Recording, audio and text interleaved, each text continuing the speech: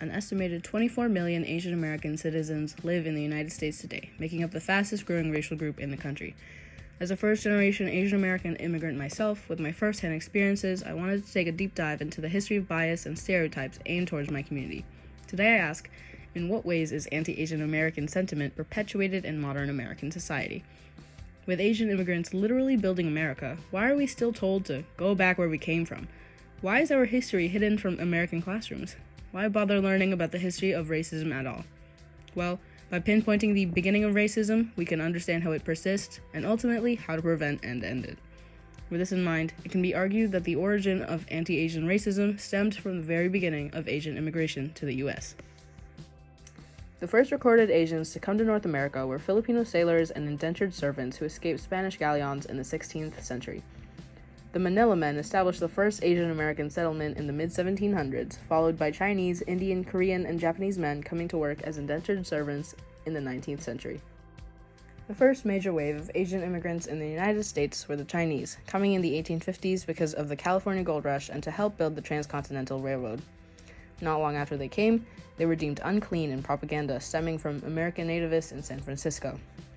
This hatred grew into major events such as the Chinese Massacre of 1871, in which 19 Chinese residents were murdered in Los Angeles' Chinatown, and the promulgation of the Chinese Exclusion Act.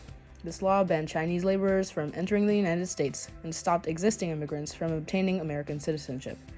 These are just a couple examples of early anti-Asian hate within America's history. 3 other distressing events against Asians in America have been the Asiatic Exclusion League, which created anti-Asian propaganda, promoted segregation in schools, and advocated for the banning of Asian immigration and employment.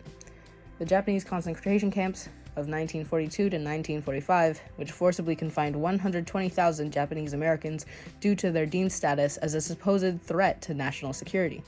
And the very recent attacks on Asian Americans due to COVID-19 being associated with the Chinese.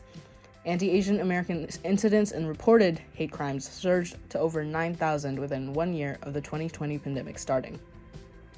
Although Asian immigrants have contributed greatly to the American economy, infrastructure, and culture, we are still often treated as second-class citizens.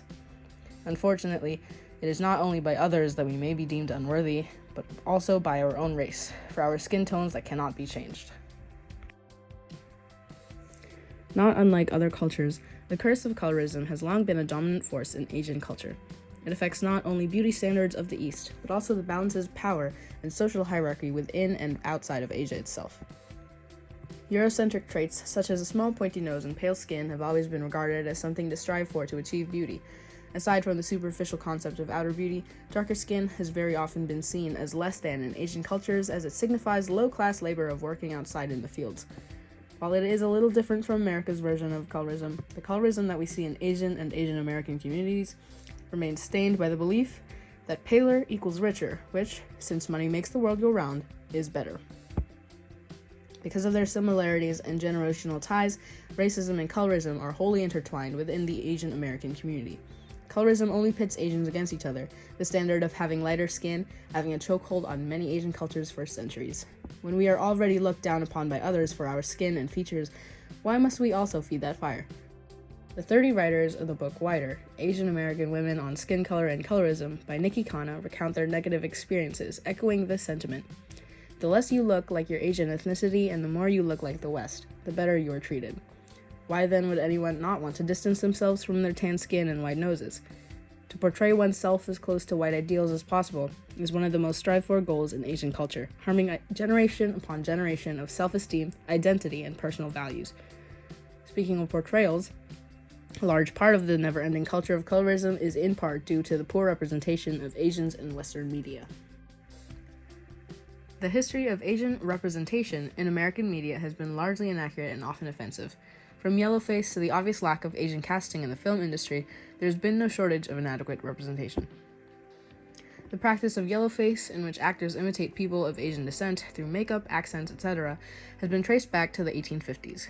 One of the most well-known examples of this offensive imitation is from 1961.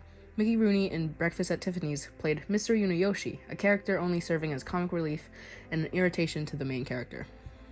If it seems as though yellowface is a relic of the past, a much newer instance is from 2014, where Colin Firth plays a Chinese magician named Wei Ling Su.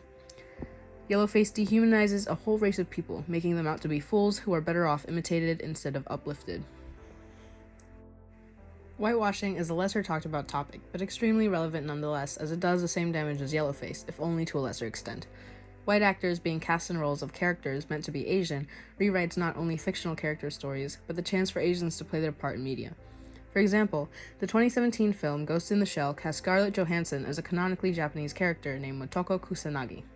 Also, the 2016 animated film Kubo and the Last String has a Japanese boy as its main character since the movie is set in ancient Japan, but he is voiced by an Irish actor even though there were actual Japanese actors voicing minor roles.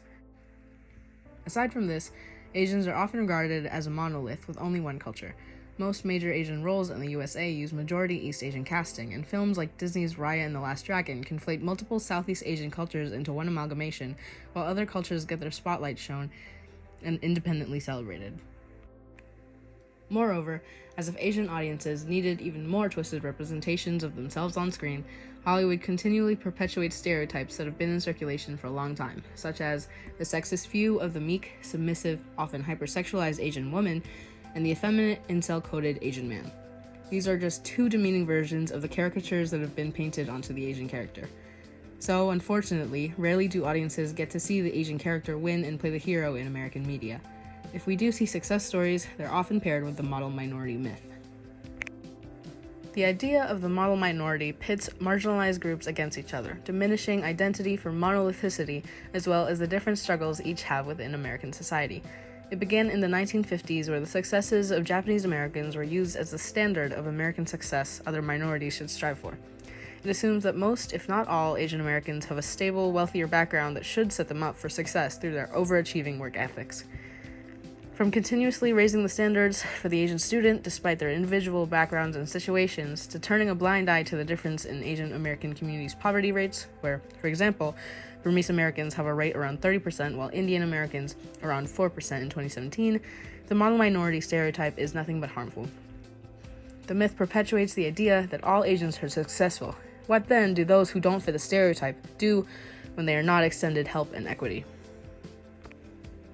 After digging deeper into history and the effects of racism aimed at Asian Americans, I can only empathize more with my community. Even though I too have experienced some of the impact of racism, I gratefully have been able to live a life of more opportunity and safety than many. Learning how deep-rooted hatred is only one step to becoming anti-racist to fight for equity for everyone.